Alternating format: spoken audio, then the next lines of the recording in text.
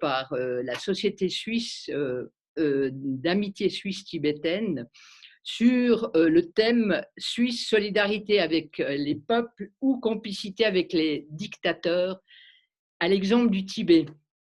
Alors, avant d'entamer la substance et afin de permettre le bon déroulement de notre débat, je souhaiterais que vous fermiez vos micros, parce qu'autrement nous aurons des bruits parasites, ça risque d'être très difficile à gérer, surtout que ça risque de complètement perturber la qualité du son. Le micro se trouve donc en bas de l'écran à gauche. Ensuite, je vous informe que ce débat sera enregistré, donc vous pourrez y avoir accès ultérieurement si ceci vous intéresse. Et enfin, si au cours du débat, vous souhaitez poser des questions, je vous invite à utiliser la petite icône sous votre écran, au milieu à peu près, qui s'appelle Converser. Et le Converser permet de poser des questions sans perturber quiconque, et on vous répondra au fur et à mesure si les questions sont posées dans le courant du débat. Voilà. Alors, s'agissant des intervenants, je dois malheureusement excuser Lisa Mazzon, qui est au fond de son lit, malade. Visiblement, ce n'est pas le corona, mais elle est très mal foutue. Donc, Nicolas Valder, conseiller national, a proposé de la remplacer, ce qui tombe bien parce qu'il sort avec des nouvelles toutes fraîches du Parlement à propos du sujet qui nous intéresse.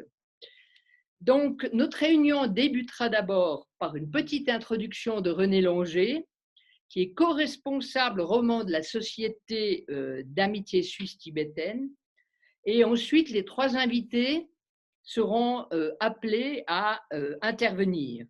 Enfin, comme je vous l'ai dit, vous pourrez au cours de toute la conversation et au cours du débat utiliser le chat, ce qu'on appelle le chat ou le mot converser, pour poser vos questions, pour faire vos commentaires, etc. Alors, face à la politique assimilatrice de la Chine, préfigurée par le Tibet, comment réagit la Suisse? Démontre-t-elle toujours la solidarité qui avait prévalu envers les Tibétains en 1959? Ou est-elle en train de s'aligner sur les attentes chinoises? Il y aurait en Suisse quelques 300 Tibétains sans statut légal. Comment vivent-ils? Se sentent-ils protégés? Plus généralement, quelle est la politique suisse et genevoise en particulier à l'égard de ce qu'on appelle communément les sans-papiers? Telles sont les quelques questions qui seront abordées durant ce débat. Mais sans plus attendre, je vais donner la parole à René Longer, qui est le co-responsable roman de la Société d'amitié suisse-tibétaine. René, tu as la parole.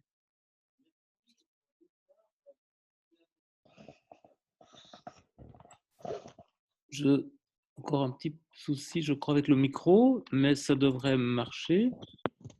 Voilà. Donc, bonsoir, chers auditrices, chers auditeurs, chères participantes, chers participants. Donc, la Société d'amitié suisse-tibétaine, dont le groupe genevois organise ce débat de ce soir, a été fondée voici un peu moins de 40 ans pour consolider et faire vivre l'amitié entre nos deux peuples. Elle fait connaître la culture tibétaine en Suisse et soutient le combat pacifique du peuple tibétain et de son gouvernement en exil en Inde pour une véritable autonomie culturelle, économique et politique dont l'actuelle région autonome du Tibet, entre guillemets, n'est qu'une triste parodie. Ces objectifs sont appuyés par un groupe parlementaire fort actif, composé de plus de 30 élus des deux chambres du Parlement suisse, et nous saluons ce soir M. Nicolas Valder qui en fait activement partie, tout comme Mme Lisa Mazzon. En 1959, lors de la répression sanglante du soulèvement populaire de Lhasa contre l'occupation chinoise du Tibet, le Dalai Lama, alors chef politique du Tibet, a dû fuir son pays. Des dizaines de milliers de ses concitoyennes et concitoyens l'ont suivi et cette émigration n'a jamais cessé, malgré d'énormes risques pris par les personnes qui ont décidé de partir. L'occupation chinoise du Tibet, qui dure maintenant depuis 70 ans, a profondément altéré la situation du peuple et de la culture de ce pays. D'ailleurs, l'ensemble des territoires sous domination du gouvernement chinois ne connaissent ni liberté d'expression, ni démocratie, et pas de possibilité d'existence pour une société civile indépendante de l'État, pas plus pour les Chinois de souche que pour la cinquantaine d'ethnies qualifiées de minorités nationales. Toutefois, pour ces dernières, c'est la double peine. Ils subissent la répression qui frappe toute Chinoise, tout Chinois non conforme, et la répression qui frappe ces minorités parce qu'elles sont culturellement différentes et que cette différence est de moins en moins acceptée. Au début des années 1960, en 1963 plus exactement, la Suisse a été un des pays qui a le plus accueilli, hormis l'Inde, de réfugiés tibétains. Aujourd'hui, plus de 7500 personnes d'origine tibétaine vivent en Suisse. Depuis, les choses ont changé. De nombreux acteurs politiques et économiques en Suisse ne souhaitent pas froisser la grande puissance mondiale qu'est devenue la Chine, ne souhaitent pas perdre des occasions de faire de bonnes affaires. Non seulement le Conseil fédéral a toujours refusé obstinément de recevoir officiellement le Dalai Lama, alors même qu'il a renoncé voici 10 ans à tout rôle politique, mais il permet à la Chine d'espionner ses ressortissants, dont les Tibétaines et Tibétains en Suisse. Solidarité avec les peuples opprimés ou complicité avec les dictateurs, telle est la question, et elle met aussi en jeu les valeurs constitutives de la Suisse. En optant pour la complicité avec les dictateurs, nous les renions, ces valeurs. En étant solidaires avec les peuples opprimés, nous les faisons vivre. Alors merci au public qui nous écoute pour son intérêt. Merci aux intervenantes et intervenants. Nous nous réjouissons de vous entendre, vous accueillir ce soir.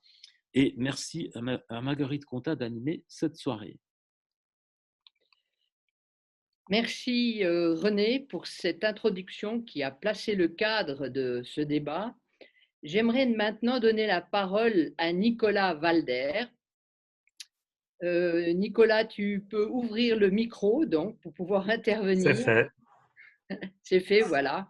Alors, en quelques mots, Nicolas donc, a été appelé à remplacer à pied levé, au pied levé, Lisa Mazzone. En quelques mots, Nicolas est d'abord un conseiller national, il est membre de la commission de politique extérieure, il est membre également de l'IPAC, l'Inter-Parliamentary Alliance on China, coprésident du groupe parlementaire Suisse-Tibet, membre du groupe parlementaire Suisse-Taïwan et membre du groupe parlementaire Suisse-Chine. Mais au fond, Nicolas, dites-nous, le bras chinois atteint-il le secrétariat d'État aux migrations? On pourrait le croire. Est-ce que vous pouvez un peu nous expliquer ce qui s'est passé fin août lorsque l'article dans la NZZ révélait un certain nombre de faits, ma foi, peu brillants pour nos démocraties? Oui, bonsoir. Merci Margot. Merci René pour cette invitation. J'espère que vous n'allez pas trop regretter Lisa, mais vous la retrouverez, j'en suis sûr. En tout cas, elle pense à nous. Effectivement, j'étais disponible. J'avais prévu d'assister à cet événement qui est très important, et aussi parce que effectivement la question tibétaine et plus largement la question chinoise nous préoccupe beaucoup au niveau du Parlement aujourd'hui, mais pas seulement en Suisse. Et je vais un peu revenir là-dessus. C'est effectivement pour moi un grand plaisir d'être ici. Je suis aussi un peu triste parce que c'est vrai qu'en 2013, déjà, quand j'étais maire de Carouge, j'avais invité la représentante tibétaine à venir parler lors du 1er août à Carouge. Et le grand débat, c'était d'offrir aux Tibétaines et aux Tibétains un pays ou alors au moins une autonomie assez large. Et aujourd'hui, on en est réduit à parler de la sécurité des Tibétaines et des Tibétains dans notre pays. C'est de dire comment ça démontre ce glissement finalement de cette politique de dialogue dit constructif avec la Chine qu'a mené la Suisse depuis pas mal d'années et qui aujourd'hui, je crois franchement, montre ses limites. C'est aussi la politique de la Chine unique qui montre ses limites, mais j'en reviendrai avec quelques exemples. Donc le problème, chère Margot, si c'était qu'au SEM qui avait un problème, ce serait assez facile à régler, mais ça va bien sûr au-delà. C'est une collaboration qui, avec la Chine qui touche un peu tous les départements de notre cher pays. L'accord du SEM, alors c'est un accord avec le secrétariat d'État aux migrations. C'est effectivement c'est un scandale, entre guillemets, qui a été révélé le 23 août par la NZZ, donc des journalistes qui ont fait, comme récemment des journalistes du Temps, leur travail d'enquête et qui ont ressorti un accord qui, en fait, cet accord prévoit simplement que c'est un accord de réadmission des requérants déboutés ou des personnes illégales soupçonnées d'être d'origine chinoise et, ou qui sont dites d'origine chinoise. Et c'est un accord avec la Chine de réadmission, mais qui inclut dedans le fait que des représentants chinois, 2 représentants chinois peuvent venir pendant 2 semaines en Suisse pour interviewer ces personnes, tout cela aux frais de la Suisse. Cet accord de réadmission, il en existe une soixantaine il en existe avec une soixantaine de pays. Certains pays n'ont pas d'accord écrit de ce type parce que finalement ils acceptent, ils réadmettent les requérants sans besoin d'accord. C'est le cas, par exemple, de la Turquie. Il y a des pays qui refusent de reprendre leurs résidents sans papier, parce qu'il faut bien dire qu'on parle bien de résidents sans papier, hein, c'est-à-dire ceux qui n'ont pas un passeport avec eux, donc impossibilité pour eux de prouver ou de rentrer dans le pays avec, et le pays a le choix de refuser les personnes. Avec la Chine, un accord a été signé en 2015 qui inclut, et ça c'est une spécificité de cet accord, à ma connaissance, on n'a pas encore le détail parce qu'on va en rediscuter au Parlement, mais à ma connaissance, c'est le seul accord qui inclut finalement la visite de 2 personnes officielles pour venir faire le screening. Alors, il semblerait, alors aujourd'hui les chiffres, hein, en 5 ans, il y a eu 43 personnes renvoyées vers la Chine. 43, donc on parle, sur ces 43, il y en aura une douzaine qui étaient des requérants d'asile déboutés, les autres sont des personnes dites illégales. Il y a 2 types, il y a des personnes qui sont là sans aucun permis et qui sont entrées sans papier, qui sont ce qu'on appelle des sans-papiers. Il y en a d'autres qui sont venus avec un visa Schengen et qui ont dépassé le temps de séjour. Donc sur ces 43 personnes, il y en avait 12. Il y a 16 de ces 43 personnes qui ont fait l'objet d'une audition de ces officiels chinois qui seraient venus en Suisse. Et le secrétariat d'État aux migrations nous a garanti qu'il n'y avait ni Tibétains ni Ouïghours parmi ces personnes concernées, que jamais une personne requérant d'asile d'origine tibétaine ou ouïghour n'aurait pu passer devant un tel entretien. Alors, pour nous aujourd'hui, il est clair que ça pose de gros problèmes. Ça pose des problèmes moins parce que je crois assez qu'ils ne vont pas prendre le risque de faire passer cet entretien avec des personnes qui pourraient être d'origine tibétaine, mais ça pose des problèmes par rapport aux autres, parce qu'on sait très bien que la répression chinoise ne s'arrête pas aux portes des minorités ethniques ou des minorités religieuses, elle ne s'arrête pas non plus aux portes des opposants politiques. La répression chinoise inclut à peu près tout le monde aujourd'hui. Dès que quelqu'un dit du mal du gouvernement, il risque sa vie ou en tout cas sa qualité de vie. Et il est clair que des personnes qui viennent ici et qui essayent de rester en Suisse, même si elles mentent souvent en dénigrant le gouvernement du pays duquel elles viennent. Donc on peut imaginer les conséquences pour ces 16 personnes qui ont dû rentrer en Chine. On a demandé des chiffres et un rapport sur les conséquences. Pour l'instant, on n'a pas d'éléments supplémentaires. On va reprendre ces discussions. Je vous dirai après, en deuxième partie, où on en est au niveau du Parlement sur cet accord. Mais aujourd'hui, donc, voilà, on en est resté là, c'est-à-dire que l'accord, ah oui, une chose importante, l'accord a été signé en 2015 pour 5 ans, valable jusqu'au 8 décembre. Cet accord devait être renouvelé. Aujourd'hui, vu le scandale qui est sorti dans la presse et vu les demandes du Parlement, le secrétariat d'État aux migrations et le Conseil fédéral ont dû s'engager à revenir devant la commission, c'est-à-dire qu'on ait le débat en commission avant qu'un nouvel accord entre en vigueur. Donc, ça nous donne une garantie et ça a été, je l'ai demandé à la présidente, ça nous a été rappelé pas plus tard qu'hier, confirmé qu'effectivement, il n'y aurait pas de nouvel accord avant qu'on puisse en discuter en commission. Notre prochaine commission est en janvier, donc selon toute vraisemblance, il n'y aura pas de nouvel accord d'ici le début de l'année prochaine. Entre-temps, un deuxième, entre guillemets, scandale est venu, mais c'est aussi un scandale presque encore plus important, hein, parce que c'est le scandale lié à Lingua, c'est-à-dire des pseudo-tests de langue qui pourraient définir, non pas si une personne est tibétaine ou pas, mais si une personne tibétaine a vécu longtemps en exil ou pas, ce qui lui donnerait, si elle a vécu longtemps en exil, plus droit au statut de réfugié, étant donné qu'il n'a pas quitté un, un domicile ou un pays à risque, mais il a quitté un pays dans lequel il était déjà réfugié, donc il n'y aurait plus droit. Et c'est un système de langue qui est imposé finalement à toutes les personnes tibétaines, mais aussi d'autres nationalités, hein, comme des Érythréens et autres, pour définir si l'endroit dont ils sont censés venir correspond, si leur dialecte, leur accent, la façon dont ils parlent correspond à cette origine.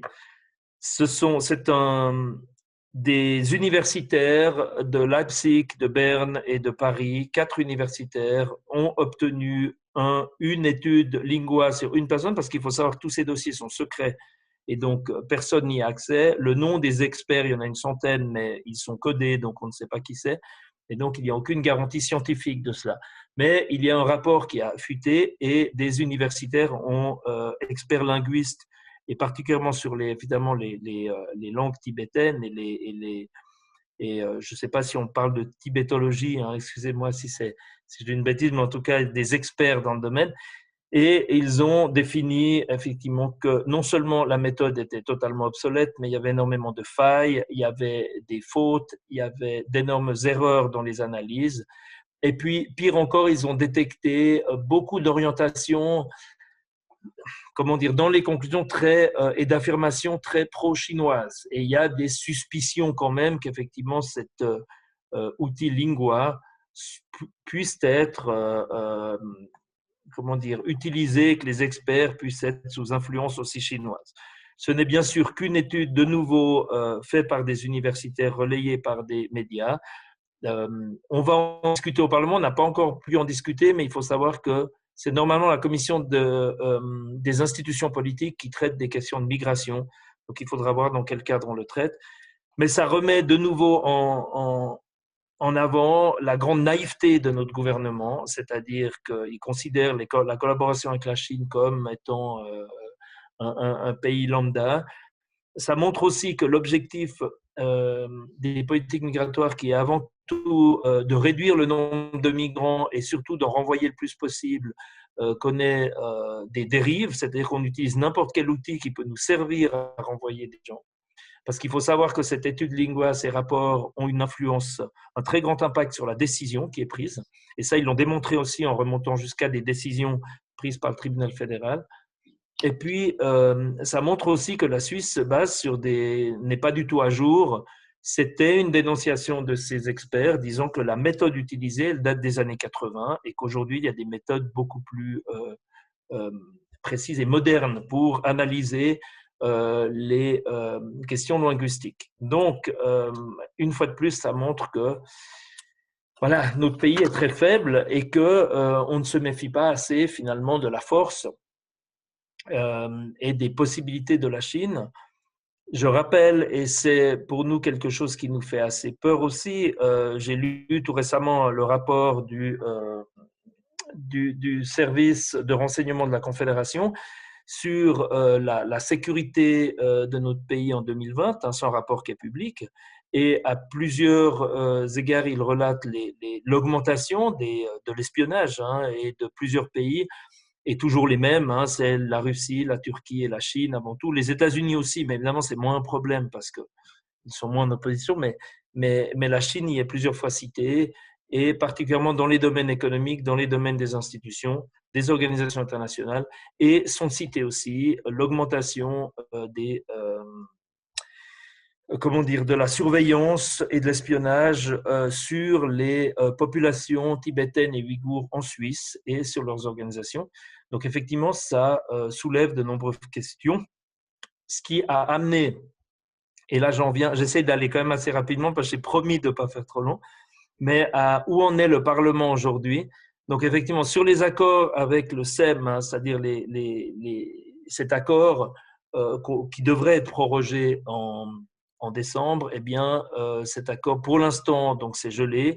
Et en janvier, probablement, voire en février, dans notre prochaine commission de politique extérieure, nous aurons un grand débat sur la Chine. Et sera inclus cette question dedans. Le grand débat sur la Chine, c'est effectivement parce que toutes ces questions d'espionnage, cette question de collaboration avec la Chine et la puissance chinoise qui devient de plus en plus importante, qui commence à faire peur et qui pose des questions même à des partis très nationalistes et très pro-affaires qui aujourd'hui se rendent compte que cette puissance chinoise met en péril jusqu'à notre indépendance et notre autonomie et qu'il serait grand temps d'en discuter. On ne peut pas discuter que de l'Europe, il faudrait peut-être aussi discuter de cette puissance qu'est la Chine, qui est aujourd'hui une dictature et qui remet en question pas mal qui remet en question aussi nos valeurs. Donc ça, ce sera fait dans le cadre d'un grand débat. Il faut savoir que hier, on a discuté de la pétition de la Société pour les peuples menacés, hein, que préside Lisa d'ailleurs, qui n'est pas là. Et cette pétition avait été déposée pour protéger les droits fondamentaux des Tibétains et Tibétaines en Suisse. Donc elle demandait 4 choses, de travailler sur la liberté d'expression, parce qu'ils se sont rendus compte aussi, comme nous d'ailleurs, que pour faire plaisir aux Chinois, on a facilement limité la liberté d'expression des Suisses et des Tibétains aussi à exprimer leur opinion vis-à-vis d'une politique chinoise. Ils demandaient aussi la mention du Tibet sur les livrets pour étrangers délivrés aux Tibétaines et aux Tibétains. De garantir aux Tibétaines et Tibétains la libre circulation aussi en Suisse et dans l'espace Schengen, et bien sûr de prendre des mesures pour protéger la communauté tibétaine contre la surveillance dont ils font l'objet en Suisse. Donc ça tombait très bien parce que évidemment quand ce rapport est sorti, on a pu aussi le citer. Et donc hier, mais alors très juste, mais il y a eu une majorité pour soutenir cette pétition et soutenir 2 demandes que les Verts et les Verts libéraux ont faites. Un, c'est d'avoir un bilan de la politique de dialogue constructif avec la Chine, savoir finalement qu'est-ce qu'il a construit, ce dialogue avec la Chine depuis pas mal d'années en matière de droits humains. Et puis également un rapport sur le harcèlement et les surveillances dont font l'objet les Tibétaines et les Tibétains en Suisse. Étant donné que le service de renseignement de la Confédération en parle, c'est qu'on a des chiffres. Et donc, nous demandons d'avoir ces chiffres pour pouvoir évaluer est-ce que vraiment c'est un problème important ou non. Donc voilà pour cette pétition. Donc cette pétition maintenant va être traitée au Parlement, soit en décembre, soit en mars, dans la session plénière. Et s'il y a une majorité, eh bien, le Conseil fédéral devra agir. Si elle est refusée, eh bien, il n'y aura rien. Mais l'avantage quand même, c'est qu'on va pouvoir en parler en plénière et que les débats en plénière sont publics, contrario des commissions. Et puis, ensuite, quand même vous dire que donc, la stratégie politique vis-à-vis de la Chine, je l'ai dit, ça va être discuté par notre pays, au Parlement, pardon, et c'est très important. On a vu que même Ignacio Cassi a parlé d'augmentation des violations des droits de l'homme en Chine et a fait part de sa préoccupation vis-à-vis de la politique chinoise. Si même lui le dit, c'est pour vous montrer qu'à peu près tous les partis politiques sont aujourd'hui assez inquiets quand même de cela et qu'enfin on va empoigner ce débat. À titre personnel, j'aimerais bien qu'on remette un peu en question cette question de la Chine unique. Je suis aussi très inquiet pour Taïwan. J'étais inquiet pour Hong Kong. Ben aujourd'hui, on n'a plus grand-chose à s'inquiéter parce que non, je m'inquiète pour les gens là-bas, mais enfin, le système, la Chine a obtenu ce qu'il voulait. Mais je m'inquiète beaucoup pour Taïwan aussi, bien sûr pour les Tibétains, pour les Ouïghours, pour les Falun Gong et toutes les minorités opposantes. Et je pense qu'on doit remettre en question cette Chine unique. Et puis, vous dire aussi, Margot, tu as parlé de l'IPAC. Il y a une tendance aujourd'hui des parlements à reprendre en main la politique étrangère parce qu'effectivement, elle a trop longtemps été laissée au seul, sous prétexte qu'il fallait agir vite, à la seule responsabilité des exécutifs. Eh bien, oui, il y a des groupes parlementaires qui se créent et qui travaillent sur différents thèmes et différentes relations avec des pays, mais aussi l'IPAC, qui est un intergroupe en tous les parlements, principalement des pays occidentaux. Et oui, il y a à peu près chaque semaine, nous signons des lettres avec des parlementaires américains, des parlementaires européens, parlementaires d'autres pays, en soutien aux Ouïghours, aux Tibétains, à Taïwan. Et c'est principalement, effectivement, ça montre la préoccupation qui est très largement partagée par rapport à la puissance chinoise, à son mode de fonctionnement, à son système qui nous fait peur à toutes et à tous. Voilà, donc c'est quand même une note d'espoir, c'est qu'enfin la question chinoise commence à être traitée et considérée à son juste niveau. Voilà. Merci beaucoup, Nicolas. Je crois qu'effectivement, on retiendra cette tendance qui, espérons, sera lourde, de positive, en essayant de questionner cette politique de la Suisse à l'égard de la Chine, et puis également au niveau international. Donc, je pense qu'on a un élément intéressant pour la suite, en espérant vraiment que ça continue, cette concrétisation. Tout ça, évidemment, pour que les gens soient mieux protégés. J'avais également entendu parler de cette pétition en ligne pour la légalisation des sans-papiers tibétains lancée par la Tibetische Sans-Papier-Gemeinschaft Schweiz, qui demandait la légalisation, etc. Est-ce que tu as des infos là-dessus ou bien parce qu'il y a plusieurs, disons, pétitions et je trouve intéressant que les communautés tibétaines commencent à devenir visibles, prennent en main leur histoire. Et donc, je ne sais pas si tu as des infos là-dessus. Non, je n'ai pas d'infos, mais parce qu'il faut savoir qu'une pétition, lorsqu'elle est déposée au Conseil fédéral, le Conseil fédéral l'étudie, il va décider de sa réponse, proposer une réponse, est-ce qu'il faut l'accepter ou pas, donc c'est sa recommandation au Parlement. Ensuite, c'est à l'ordre du jour d'une commission. Généralement, il faut compter presque 2 ans pour qu'une pétition arrive dans la commission pour être traitée. Donc, je ne sais pas de quand elle date, mais je pense qu'elle est dans le pipeline. Ouais. Ah ouais, ben ça va prendre un petit moment encore. D'accord. Merci beaucoup, Nicolas, pour ces informations. Maintenant, on a au fond planté le cadre politique, institutionnel. On était à Berne. Et je pense important maintenant de revenir sur ce que vivent les Tibétains en Chine et également ce que vivent les Tibétains en Suisse. Et je vais demander à Fanny Yona Morel de bien vouloir, disons, prendre le micro. En quelques mots, qui est-elle? Eh bien, c'est une historienne et chercheuse qui a fait ses études à la fois en Suisse et en Grande-Bretagne. Et actuellement, elle poursuit un certificat d'études avancées en religion, peace and conflict à l'université de Bâle et à la Fondation suisse pour la paix, Swiss Peace. Et elle termine également une recherche sur les violences au Tibet à l'Observatoire de la diversité et des droits culturels de l'Université de Fribourg. Alors, en quelques mots, aussi vous dire que Fanny s'est rendue au Tibet en septembre 2019 et qu'elle a interviewé nombre de Tibétains en Suisse. Donc, Fanny, je vous donne la parole pour votre intervention. Bonsoir, merci beaucoup pour l'invitation. Alors oui, je vais vous parler plutôt de mon expérience personnelle, non seulement au Tibet, mais aussi auprès de la communauté tibétaine, de la diaspora tibétaine suisse essentiellement. Je me suis intéressée dans le cadre de ma recherche aux droits humains au Tibet et en particulier aux droits culturels, c'est-à-dire le droit de choisir ses références culturelles, son identité et le droit de vivre ses choix culturels sans subir de violence. Au Tibet, malheureusement, ce n'est pas le cas. Il y a une violence sous différentes formes qui est extrêmement répandue. Il y a eu des atrocités, des tueries. Là, je pense que je ne vous apprends rien.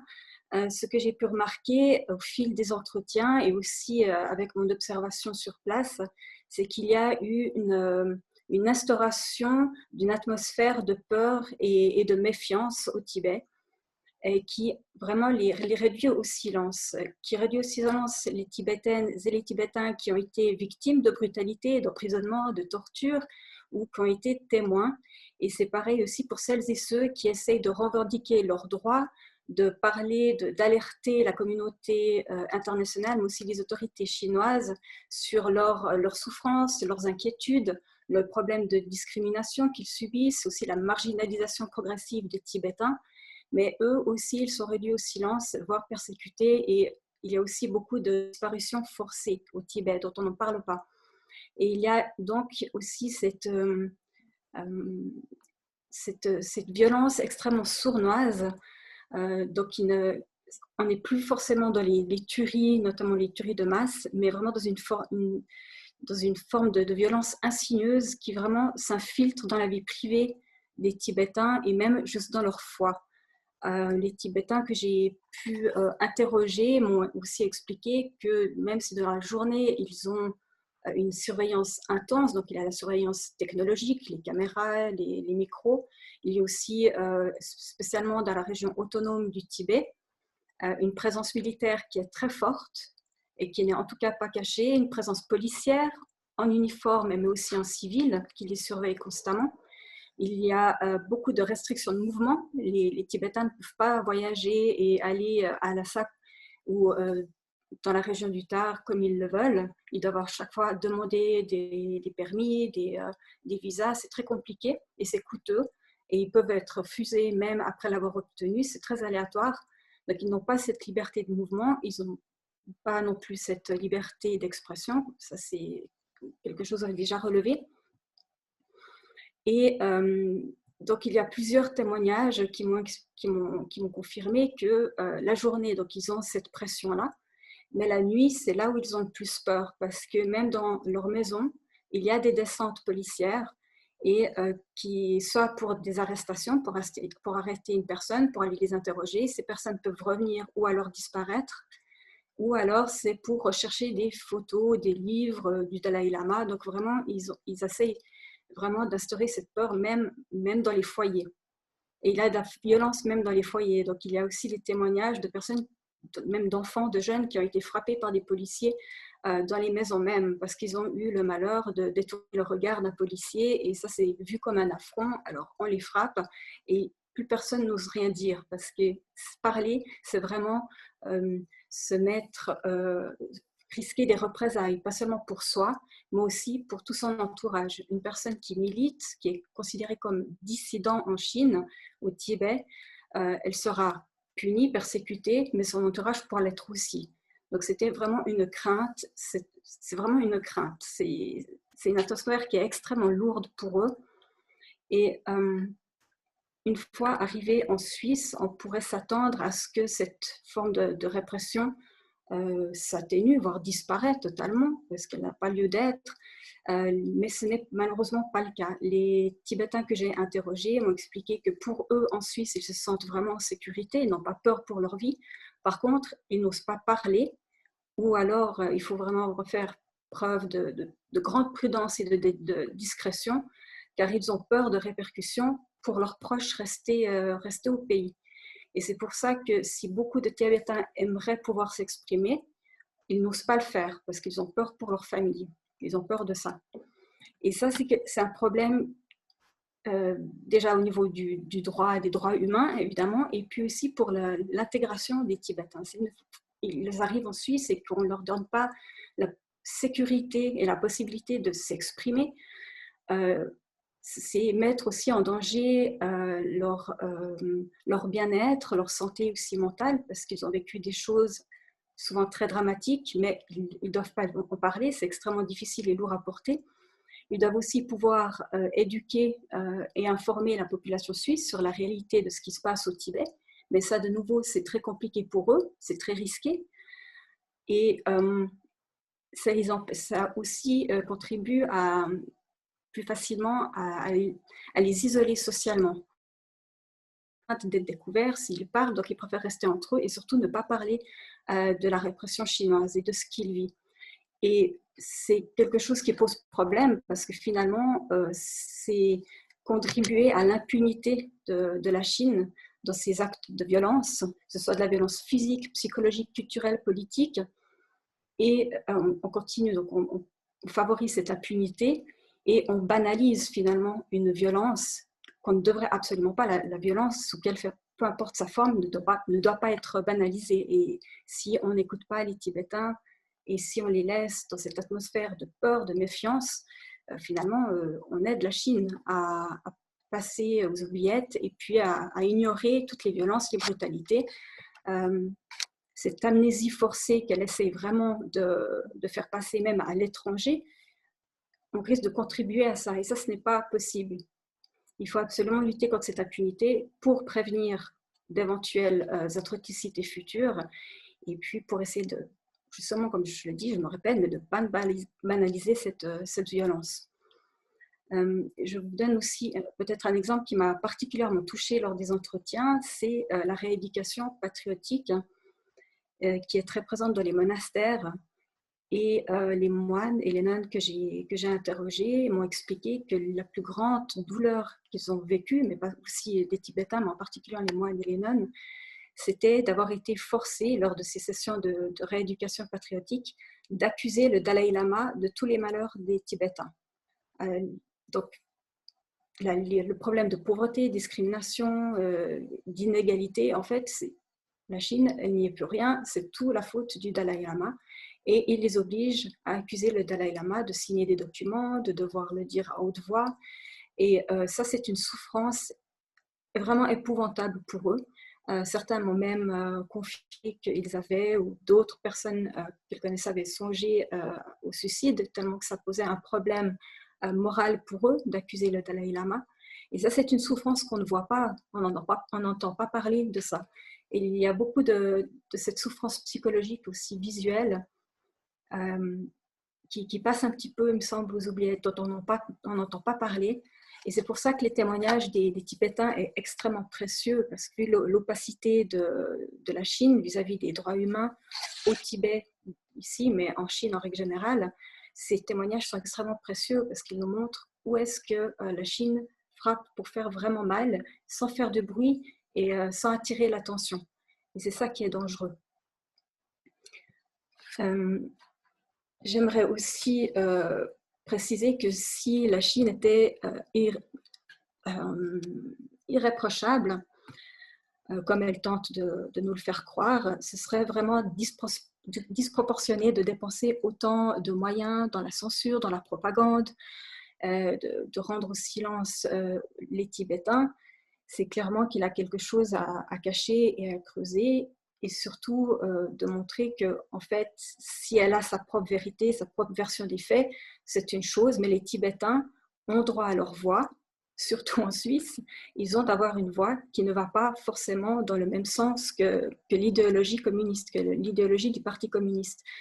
Et ça, c'est quelque chose que localement, on a le droit de leur demander, et ils ont le droit de vraiment s'exprimer, mais dans la sécurité, c'est ça qui est un petit peu problématique. Le silence, même sur place, on le sent, c'est vraiment très étouffant. Forcément, même en tant que voyageur, touriste, on est aussi très surveillé. Et on est pris en photo, il y a des personnes qui sont suivies. Donc, c'est vraiment une violence à prendre en considération, parce que les Tibétains ont une grande force de résilience, mais ils ne sont pas non plus infaillibles. Donc, c'est ça qui est très triste, parce qu'on parle beaucoup de la résilience tibétaine, mais en même temps, ça ne doit pas laisser de côté toutes les souffrances qu'ils doivent assumer tous les jours et dans la plus grande discrétion. Je dirais encore que nier ou ne pas écouter les Tibétains, ne pas leur donner la possibilité de parler de leur passé, que ce soit de leur histoire commune ou de leur histoire privée, c'est aussi empêcher le processus de guérison pour eux. S'ils ont vécu des traumatismes, des choses extrêmement difficiles à voir, si ils ont par peur et ils les gardent pour eux, forcément, à long terme, ça peut provoquer des problèmes aussi de santé, et ça peut se répercuter d'une génération à une autre. On ne peut pas, en tant que pays vraiment à tradition humanitaire, leur demander de se taire ou de ne pas trop en parler ou de parler en cachette. Ce n'est pas possible, ça fait partie du processus de guérison. Et ils ont besoin aussi, pour ce processus de guérison, de reconnaissance, qu'on reconnaisse qu'ils vivent quelque chose d'extrêmement difficile en Chine, et que ça existe vraiment, qu'il y a encore des brutalités, des atrocités actuellement. Ils ont besoin de cette reconnaissance-là, et on leur doit finalement. Donc, le mot de la fin, je dirais que c'est vrai qu'à notre niveau, on ne peut peut-être pas faire grand-chose. La Chine est vraiment très déterminée, elle a sa vision des choses, sa vision de la vérité qui ne peut pas être questionnée. Donc, je pense que c'est vraiment illusoire d'essayer de vouloir la convaincre qu'il y a peut-être deux versions de l'histoire ou d'écouter aussi un petit peu les Tibétains. C'est illusoire. Ils ont leur rhétorique, ça fait 70 ans qu'ils la peaufinent, qu'ils la modifient au gré des besoins. Les incohérences, pour eux, ça ne pose pas de problème. Les évidences, voilà, ils passent au-dessus. Ce n'est pas quelque chose qui leur pose problème. C'est vraiment d'agir à notre niveau, au niveau local. Donc, penser globalement à la situation et après, localement, comment on peut agir. Et agir, c'est vraiment de ne pas leur donner plus de possibilités d'étendre leur propagande, notamment en Suisse, et de faire valoir la voix des Tibétains, d'expliquer que cette violence-là, même si elle est silencieuse, elle est extrêmement destructrice, et on doit pouvoir tous, nous, comme ça, pouvoir participer à lutter contre cette impunité et peut-être un jour essayer de limiter la violence sur place et prévenir de nouvelles violences, pas seulement contre les Tibétains, mais d'autres communautés en Chine, mais aussi de plus en plus à l'extérieur de la Chine. Voilà. Merci beaucoup, Fanny, pour cet éclairage qui est basé vraiment sur une expérience personnelle, sur des témoignages que vous avez recueillis. Je pense qu'il est extrêmement précieux et que ceci pourra alimenter, je pense, à bon escient, les parlementaires qui vont défendre ce dossier dans les mois qui viennent. Et j'espère vraiment que Nicolas et d'autres personnes qui ont écouté ce que vous avez dit, prendront, disons, langue avec vous pour pouvoir poursuivre la discussion que vous avez entamée. Je pense que c'est extrêmement précieux parce que je crois que jusque-là, on n'avait pas eu ce type de témoignage à la fois dehors et dedans. Et puis surtout, cette approche qui met la protection des droits au centre et avec leur diversité, que ce soit la liberté culturelle, liberté religieuse, la protection, les menaces, etc., enfin, la lutte contre les menaces et autres. Donc, je crois que c'est vraiment extrêmement important. Merci beaucoup pour ce témoignage. Merci, Fanny. À Emmanuel Deona, qui lui est de Genève, journaliste critique indépendant, député au Grand Conseil genevois, président de la commission Migration, Intégration et Genève internationale du Parti socialiste genevois et délégué du Parti socialiste genevois à l'Assemblée des délégués du Parti socialiste suisse. Emmanuel, au fond, j'aimerais vous poser avant toute autre question, parce que votre sujet portera peut-être plus par rapport à la politique à l'égard des personnes sans statut légal, les personnes dites sans papier. Comment a réagi le Parlement genevois à ce qui s'était passé et dit au niveau dans la NZZ? Donc, comment le Parlement a-t-il réagi? Je pense que c'est quelque chose d'intéressant sur lequel vous pourrez entamer votre intervention. Oui, tout à fait. Merci beaucoup, Marguerite et René, pour cette invitation.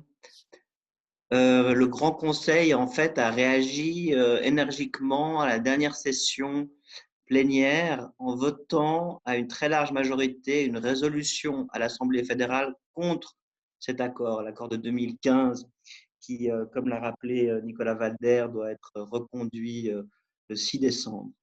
Donc, il y a eu des propos très vifs et clairs de tous les bords politiques, de la gauche, mais aussi du PDC et du MCG contre cet accord.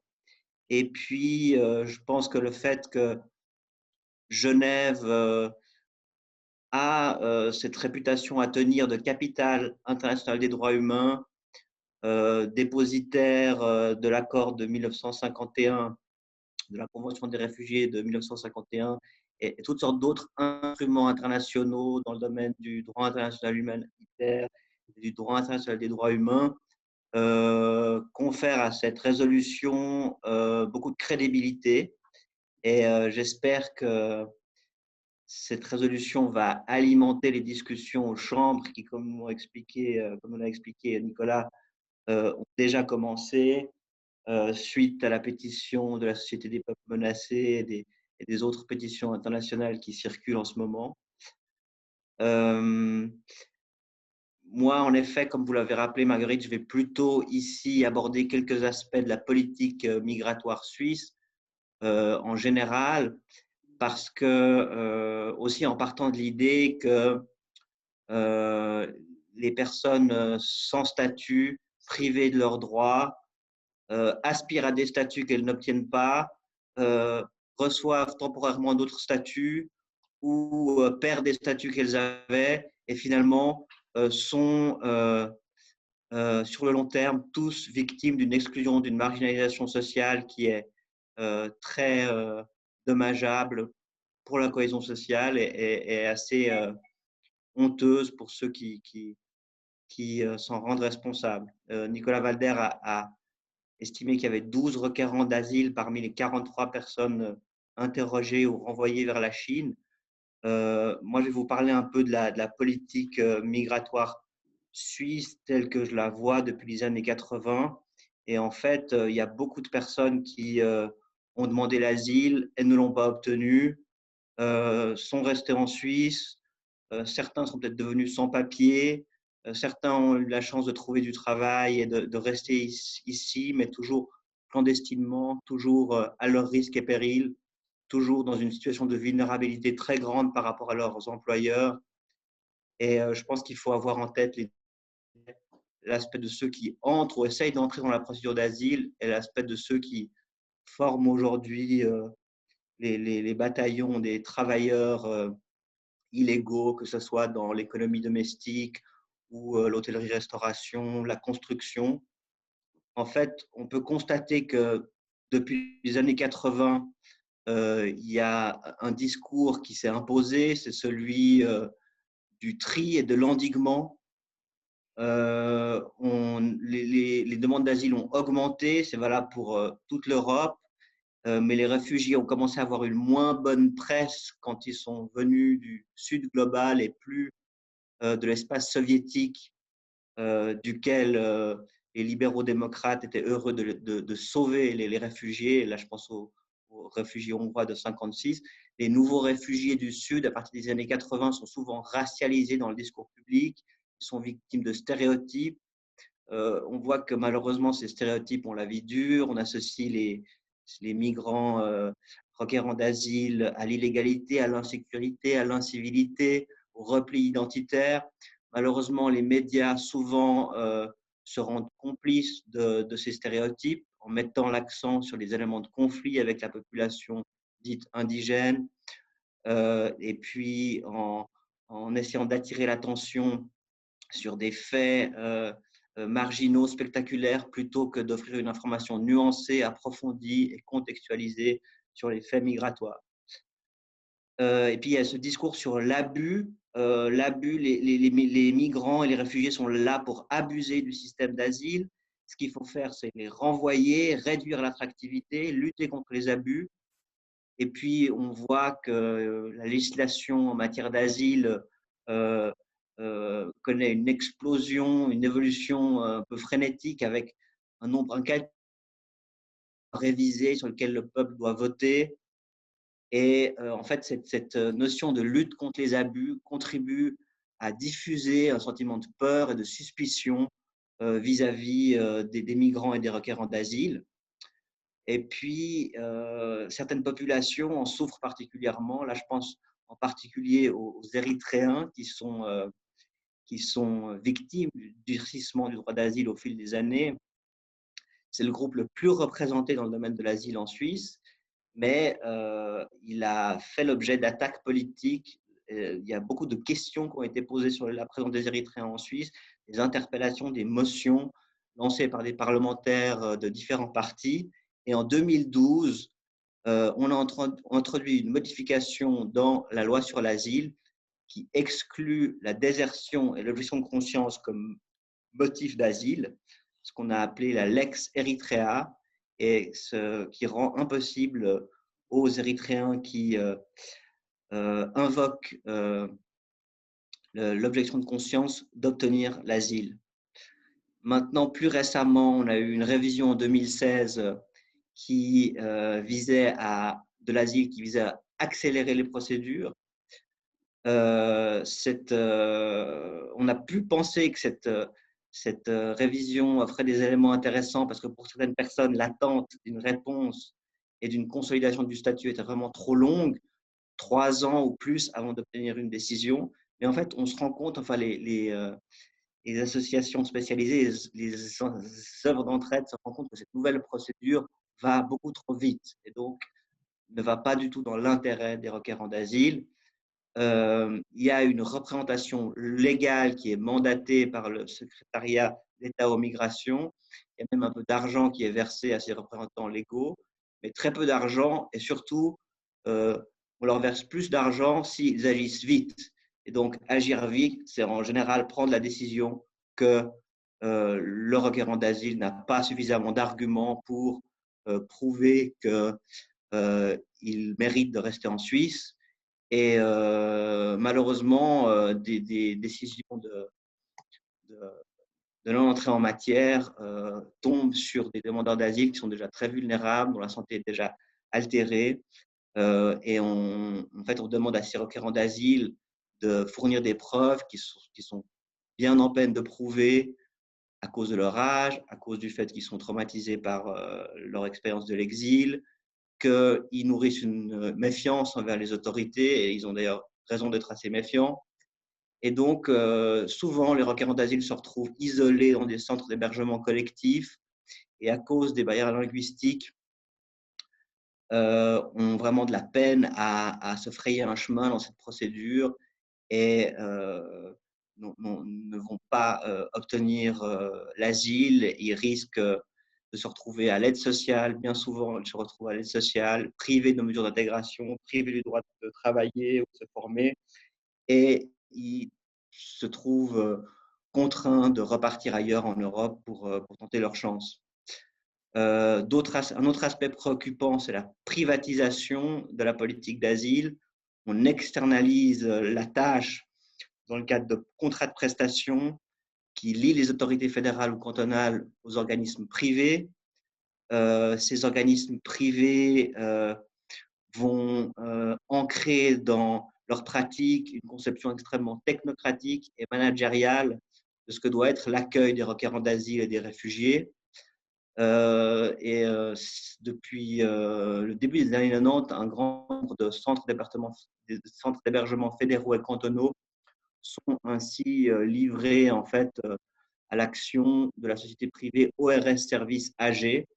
Et cette action est critiquée par les œuvres d'entraide, par les associations de défense des droits et des intérêts des migrants, qui dénoncent et continuent de dénoncer les conditions de vie et d'hébergement dans les centres fédéraux d'asile et qui se mobilisent par exemple maintenant à Genève pour empêcher malheureusement sans succès la construction du centre de renvoi du Grand Saconnet, sur la commune du Grand Saconnet. Pour donner un exemple du canton que je représente avec les partis socialistes au Grand Conseil.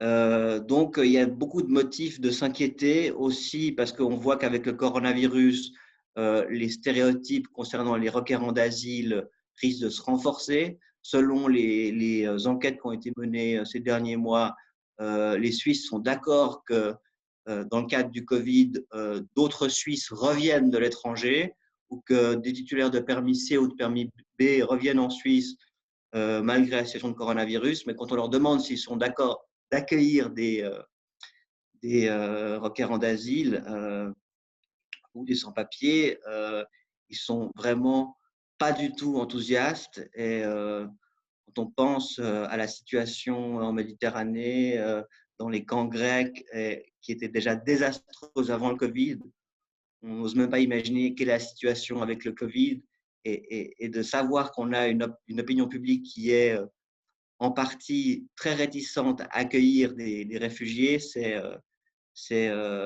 très inquiétant. Pour finir, je voulais quand même terminer sur une note plus optimiste et d'espoir en lien avec une expérience qu'on a faite dans le canton de Genève qui était très encourageante. C'est celle de l'opération Papyrus de régularisation des personnes sans statut légal. Vous savez peut-être qu'entre 2017 et 2018, fin 2018, on a entamé une procédure pour régulariser 3000 sans-papiers qui sont tous sur le point d'être régularisés. Ça a été la continuation d'une tradition assez libérale de Genève par rapport à la problématique des sans-papiers, puisque déjà avant en fait 2017, il y avait peu de dénonciations systématiques des sans-papiers par les services de l'État à Genève. Il n'y avait pas une police qui faisait du zèle contre les sans-papiers. Il y avait peu de condamnations pour séjour illégal par la justice, mais néanmoins, il n'y avait pas non plus une procédure claire de régularisation permettant aux sans-papiers de faire valoir leurs droits. Alors là, dans le cadre de Papyrus, on a mis vraiment l'accent sur des critères extrêmement précis, clairs, sur la base de l'article 30 de la loi fédérale sur les étrangers, qui permet de tenir compte des cas individuels d'une extrême gravité ou d'intérêt public majeur. Sur la base de cet article-là, on a ajouté un certain nombre de critères qui, une fois cumulés, ont permis de régulariser des personnes si ces personnes étaient capables de fournir des éléments de preuve à l'appui. Et ces personnes ont été capables de les fournir grâce aux permanences tenues par les bénévoles et les spécialistes des syndicats et des associations. Ces critères, c'était la présence continue depuis 10 ans à Genève ou depuis 5 ans si un ou plusieurs enfants est à l'école obligatoire, un emploi qui témoigne d'une indépendance financière complète, pas de criminels, pas de dettes majeures qui ne sont pas en train d'être réglées, un niveau suffisant de français pour une intégration, pas d'interdiction de territoire récente, ni de passé de requérant d'asile. Donc, c'était des critères assez précis et donc il ne s'agissait pas de régulariser tout le monde. Néanmoins, ça a permis à un nombre impressionnant de sans statut légal de sortir de l'ombre et d'obtenir une régularisation qu'ils attendaient depuis très longtemps. On a constaté qu'il n'y avait pas d'appel d'air créé par cette opération, constatation qu'on a fait aussi dans d'autres contextes des pays qui ont fait des régularisations de grande ampleur, comme en Espagne ou en Italie. Et puis, aujourd'hui, même si on parle moins de ce sujet, on a un précédent qui est extrêmement encourageant parce qu'on avait des critères qui étaient clairs et applicables, et puis que ces critères, en fait, correspondent à une interprétation du droit fédéral qui, certes, devrait être modifié, mais ouvre déjà une porte pour des régularisations. Et si des dossiers comme ceux de Papyrus ont été présentés à Genève avec succès, on ne voit pas pourquoi le secrétariat d'État aux migrations ne pourrait refuser des dossiers similaires qui viendraient d'autres cantons suisses. Alors, on pense que dans d'autres centres urbains suisses où il y a beaucoup de sans-papiers, à Bâle, à Zurich, à Berne, où déjà certains progrès ont été effectués sur certains aspects de la politique à l'égard des sans-papiers, si on en venait à faire des demandes de régularisation basées sur le modèle de Papyrus, eh bien, le secrétariat d'État aux migrations serait contraint de régulariser les personnes. Et donc, c'est une nouvelle situation qui permet aux associations et aux plateformes de soutien aux sans-papiers et aux partis politiques de gauche et du centre humaniste d'entrevoir une nouvelle politique pour les sans-papiers et de pousser à terme à des régularisations beaucoup plus massives, puisque la régularisation avec la naturalisation et le droit de vote et de participation citoyenne, sont d'autres aspects que je n'ai pas mentionnés ici, sont vraiment les politiques susceptibles de faciliter la cohabitation entre personnes d'origine et de nationalités différentes sur un territoire, mais aussi des moyens de vraiment de promouvoir la cohésion sociale et la paix démocratique. Merci Emmanuel pour ce tableau qui effectivement était d'abord extrêmement négatif, hein. Je crois que au fond, ce que vous dites, c'est que la politique d'asile s'est plutôt dégradée depuis quelques années. Au fond, chaque révision de cette loi sur l'asile entraîne une dégradation de la situation pour les personnes. En même temps, l'exemple que vous donnez avec Papyrus prouve que, avec une certaine intelligence politique, et là je crois qu'il y a eu quand même les autorités qui ont joué un jeu, enfin qui ont joué un rôle important, hein, que ce soit au niveau du Conseil d'État ici avec Modé, ou que ce soit Madame Sommaruga à Berne, et évidemment les syndicats, les associations de protection de son papier, etc. Et que quelque part, avec ce processus, on avait eu une espèce de cohésion d'un certain nombre d'acteurs qui ont décidé très pragmatiquement de trouver une solution à une situation qui était de toute façon hors sol, hein. Donc, il y a eu, je crois, près de 3000 personnes qui ont été régularisées. Est-ce que vous pouvez confirmer ça? Oui, exactement. Il y a eu 3000 personnes sur les 10 à 12 000 estimés pour Genève, ce qui est beaucoup. Ça s'est très bien passé. Certes, Genève avait une expérience en matière de droit des sans-papiers et avait été pionnier notamment avec la scolarisation obligatoire des enfants du temps du Conseil d'État Fulmy, aussi avec des initiatives dans le domaine de l'apprentissage, et puis avec un réseau d'associations très dense et très actif qui avait l'habitude de défendre les intérêts des sans-papiers. Mais là, on est allé un cran en dessus parce qu'au début des années 2000, il y avait eu une proposition de la Commission d'État Borchwick-Graf de régulariser, mais c'était un petit peu tombé à l'eau. Et grâce au travail des associations et des syndicats qui ont négocié avec l'administration cantonale et fédérale, grâce au rôle que vous avez rappelé, joué par le conseiller d'État Modé, par la conseillère fédérale Ruth Dreyfus et Madame Sommaruga, il y a eu une fenêtre d'opportunité qui a été totalement exploitée. Et puis, on a pu constater que ça marche et ça a intéressé des parlementaires vaudois, des parlementaires bâlois, mais qui ne sont pas allés pour l'instant très loin dans la réplication de cette expérience. Néanmoins, il y a des progrès qui sont réalisés dans les droits des sans-papiers à Zurich avec l'introduction d'une carte d'identité, à Berne où de nombreuses personnes sont régularisées un peu sous le manteau de la même manière que les personnes étaient régularisées avant 2017 à Genève.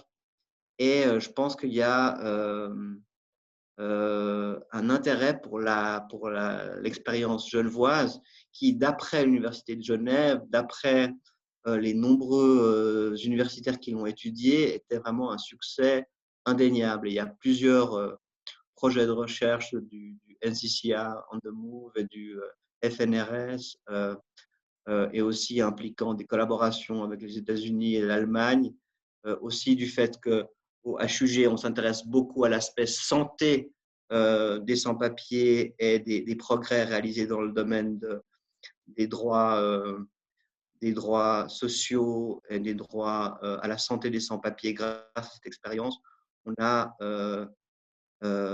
beaucoup d'enseignements très positifs. Bon, maintenant, avec le coronavirus et puis le populisme, le succès du populisme dans une partie de l'Europe, on peut se faire du souci. Mais depuis que Trump a été déchu, je pense qu'il y a quand même la preuve que pas partout dans le monde, on est prêt à s'abreuver des insanités des populistes qui s'en prennent aux migrants. Merci Emmanuel. Je souhaiterais savoir si les autres intervenants, je pense à Nicolas ou à Fanny, Si vous pourrez peut-être rajouter quelque chose par rapport ou commenter ce que vous venez d'entendre, les uns par rapport aux autres, s'il y a quelque chose qui, au fond, entraîne chez vous des réflexions que vous aimeriez partager. Mais écoute, si je peux me Oui. permettre, alors oui, peut-être deux mots déjà. Pour Fanny, ben, effectivement, j'ai lu le résumé, enfin le résumé, le tout petit résumé de ton travail et je suis extrêmement intéressé par celui-là. Donc, je ne sais pas à quel moment il sera disponible, mais en tout cas, je suis très, très intéressé à le lire. Je pense que c'est essentiel pour comprendre. J'ai pas eu la chance d'aller au Tibet et effectivement, euh, je pense que c'est vraiment important de comprendre ce que ressentent les personnes. Donc oui, tout à fait intéressé. Et puis Emmanuel, alors merci pour ce rappel. Effectivement, je pense que la sécurité des Tibétaines et des Tibétains en Suisse, il y a deux piliers. Il y a le pilier, donc sécuriser leur statut, leur donner la possibilité d'avoir des droits dans notre pays. Et pour cela, effectivement, comme pour tous les migrantes et migrants, il faut avoir une politique d'accueil et une politique qui leur permet d'avoir un statut rapidement et un statut qui sécurise leurs droits. Et puis, le deuxième pan, c'est évidemment travailler sur les actions du gouvernement chinois en Suisse, parce que on peut être suisse et quand même avoir sa famille en Chine qui est en danger, ou même voir soi-même avoir un permis de réfugié ou un permis C en Suisse et être intimidé, voire harcelé par les autorités chinoises. Donc, je pense qu'il y a ces deux pans sur lesquels travailler. Mais le fait de donner des statuts aux migrants, on s'évite beaucoup de problèmes dans le pays d'ailleurs, mais on s'évite aussi, ça permet de sortir de la précarité pour de nombreuses personnes. Donc, merci Emmanuel pour ce rappel parce que c'est essentiel. Et je suis aussi un fervent admirateur et défenseur de Papyrus. Je pense que les conditions étaient libres. Je ne suis pas sûr que Mme Keller-Souter, elle a l'intelligence pour le faire. Je ne suis pas sûr qu'elle aura la volonté politique comme Mme Sommaruga de prendre ce.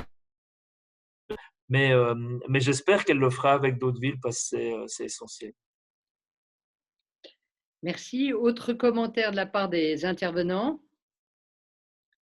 Alors, si ce n'est le cas, je vais ouvrir, disons, le chat, ce qu'on appelle le chat, c'est-à-dire l'onglet Converser. Si vous avez des questions à poser, n'hésitez pas. Donc, vous dites à qui vous voulez l'adresser. Et puis, évidemment, les gens vont pouvoir lire ces questions en direct et les intervenants y répondre dès qu'ils l'auront lu. Alors voilà, la partie conversation est ouverte.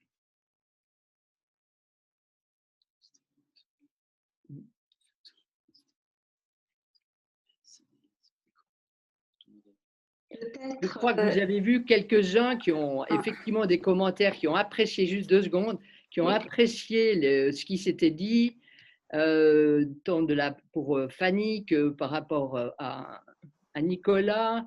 Emmanuel, ça doit aussi suivre, je pense. Voilà. Est-ce que vous avez des questions à poser? Oui.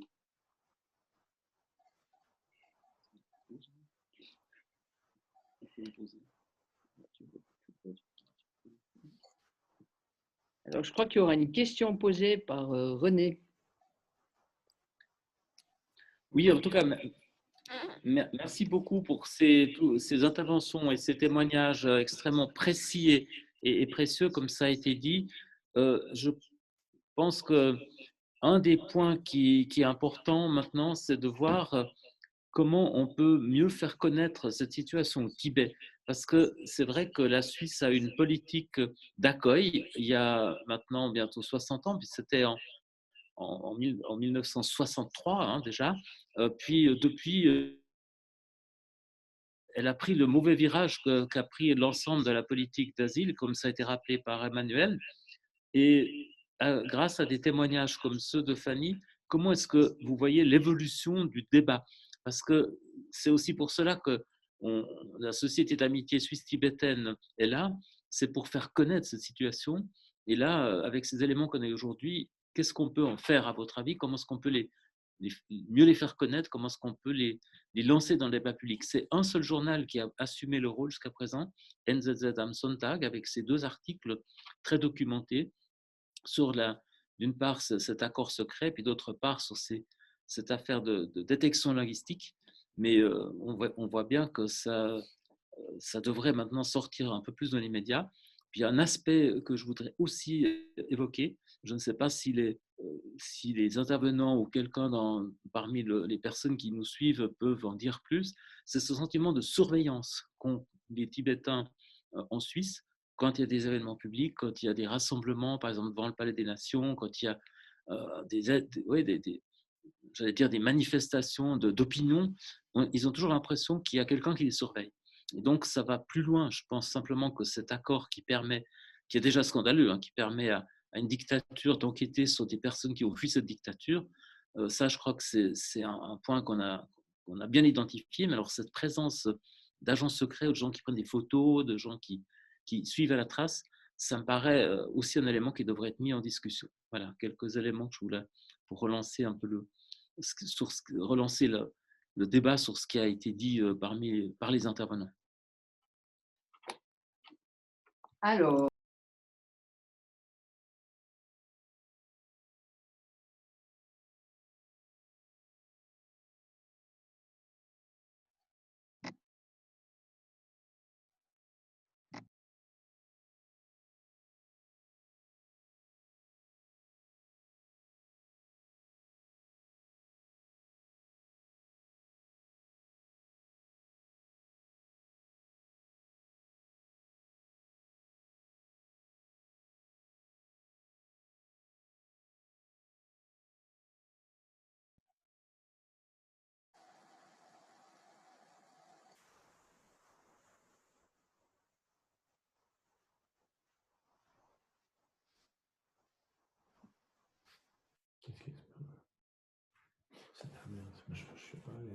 Marguerite, on t'entendait pas. Elle n'a pas son micro. Il faut brancher ton micro, Marguerite. Marguerite. voilà. Le micro est-il réactivé? Vous m'entendez? Oui, il est réactivé, oui. D'accord. Merci Miguel pour ton aide. Donc, la question que posait, ou les questions que posait René Longer, je pense que ce serait tant Fanny Morel qui pourrait répondre que Nicolas Valder à un autre niveau. Je ne sais pas qui veut commencer pour répondre. Peut-être Fanny? Qu'est-ce qu'on peut faire?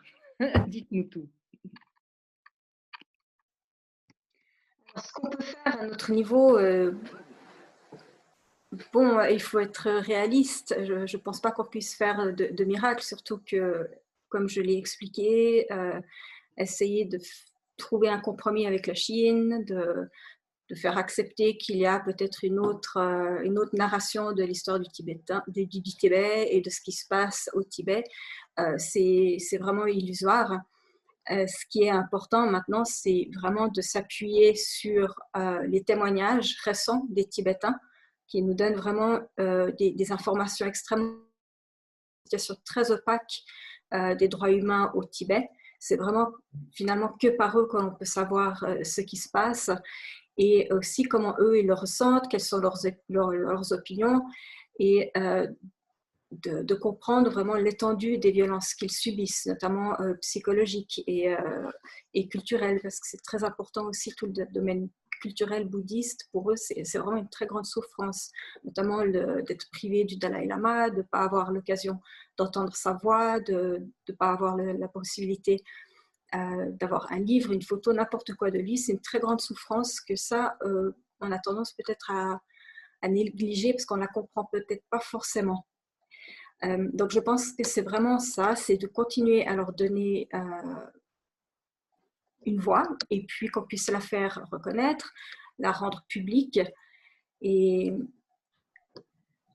vraiment les intégrer dans le processus éventuellement un processus prochain de paix, de dialogue, de trouver éventuellement des solutions ou des alternatives, mais vraiment intégrer ces témoignages et les Tibétains dans quelconque démarche qui les concerne finalement. Mais vraiment mettre ces témoignages en avant et les rendre publics pour que les gens se rendent vraiment compte de ce qu'ils vivent, c'est pour moi quelque chose déjà de très important. Il y a d'ailleurs une question qui vous est adressée qui demande dans quelle mesure vous pensez prendre des risques en témoignant dans des entretiens avec les Tibétains. Est-ce que vous vous sentez vous-même parfois menacé ou comment, quelle est la situation pour vous au fond? Bon, alors déjà deux choses. Lorsque j'étais au Tibet, j'étais là-bas seulement en observatrice. Donc, je n'ai en aucun cas parlé à des Tibétains. Je n'avais pas leur posé des questions ni à mes guides. J'ai vraiment fait la parfaite touriste. Vraiment, je n'ai rien fait qui pourrait être dangereux, pas pour moi, mais vraiment pour les Tibétains sur place. S'ils parlent à des étrangers, ils peuvent facilement être interrogés par la suite. Il y a aussi des cas où des touristes ont pris des photos qui est interdite, notamment de l'armée, et les ont postées sur Facebook. Et ensuite, leurs guides au Tibet ont perdu leur emploi et est incapable d'en trouver par la suite. Donc, ils ont été punis pour voilà, il y a l'intention d'un visiteur. Donc, vraiment, tous nos faits et gestes au Tibet, il faut faire vraiment très attention parce que même si nous, on ne risque rien, les Tibétains, eux, si. Et nous, on ne le verra pas, on ne le saura pas. Ça se passera vraiment derrière, une fois qu'on est parti. C'est pour ça que sur place, c'était vraiment de l'observation. Mais par l'observation, on voit déjà beaucoup de choses.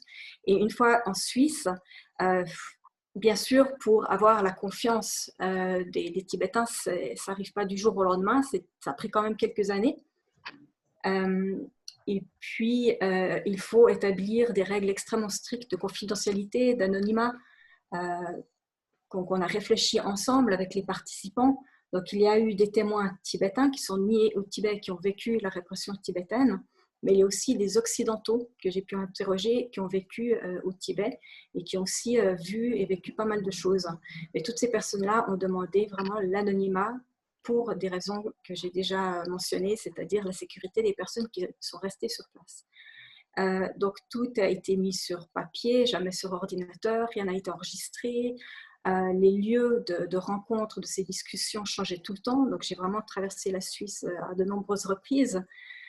C'est vraiment la discrétion qui était le plus important, l'anonymat, et ne pas avoir de prénom, de nom, d'adresse qui puisse fuiter, ou trop d'indices qui pourraient donner en fait, qui pourraient aider les autorités chinoises à reconnaître quelqu'un. Donc ça, c'était vraiment une très très grande priorité, quand même une angoisse, hein, je dois admettre.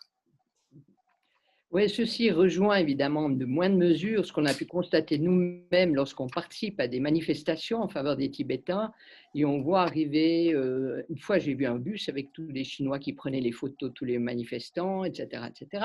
Donc la surveillance s'exerce, même pour les personnes qui sont extérieures, hein, et puis évidemment a fortiori pour les Tibétains les premiers concernés.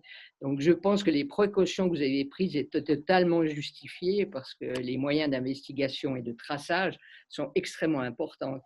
Absolument. C'était très bien de le rappeler parce qu'on a parfois tendance à imaginer qu'on peut avoir la même ouverture et les mêmes types de publicité, etc., avec les Tibétains qu'avec d'autres. Mais je crois que ce qui se passe vis-à-vis de cette population, comme d'ailleurs vis-à-vis des populations d'autres peuples autochtones, hein, eh bien, c'est encore une situation beaucoup plus grave que celle qu'on peut retrouver par rapport aux autres réfugiés ou personnes sans papier par ici. Je vois une question qui dit c'est une personne qui participe pour la première fois, elle est membre de la SAS, mais surpris qu'il n'y ait aucune intervenant tibétain. Alors, je trouve intéressant, je crois que ce que je viens de dire, disons, alimente au fond ça, c'est-à-dire la question de la surveillance et de la crainte légitime que peuvent avoir les Tibétains à intervenir publiquement pour dire ce qu'ils pensent. Donc, non seulement eux risquent quelque chose, hein, Fanny, mais également leur famille, voire leur famille rester au Tibet, éventuellement même en Inde, puisque les frontières sont aussi poreuses, etc. Donc, je crois que ça, c'est déjà une explication qui, à mon avis, je peux vous donner par rapport au fait qu'il n'y ait pas de Tibétains présents à ce débat. Mais l'année passée, nous avions eu un ancien parlementaire qui était intervenu sur le sujet, Monsieur Sonam Mankar, et qui est avec nous d'ailleurs ce soir. Donc je pense, ça dépend aussi du nombre d'années qu'on est là, etc. Ça dépend peut-être aussi des circonstances, mais de manière générale, cette question de la crainte de la part des Tibétains, elle justifie qu'ils n'apparaissent pas comme ça publiquement et spontanément dans des forats publics. Maintenant, on a une question. Que pensez-vous de la relation étroite entre le CICR et la Chine par la personne de M. Peter Maurer, président du CICR? Question de M. Frédéric Chevalet à Nicolas Valder. Nicolas Valder, vous avez la parole pour répondre à cette question. Peut-être faites un peu disons, donner le contexte un peu de la réponse que vous allez donner. Oui, alors merci Margot. Bon, je pense que tu aurais pu participer à la réponse aussi. Je pense que ça s'inscrit bien sûr dans des critiques qui ont été adressées à juste titre, à mon avis, à Peter Maurer, le président du CICR, qui est membre du board du World Economic Forum. Donc, ce n'est pas seulement qu'il participe au World Economic Forum comme d'autres personnalités pour réseauter, pour avoir des contacts, mais il est membre du board et il y a eu des témoignages d'informations qui auraient été données sur les situations de certains terrains conflictuels donnés par le président à certaines sociétés, entreprises, pour savoir s'il y avait lieu ou pas de s'y implanter. Effectivement, ce n'est pas condamnable en tant que tel. Maintenant, cette proximité avec des entreprises qui, dans beaucoup de contextes, sont aussi,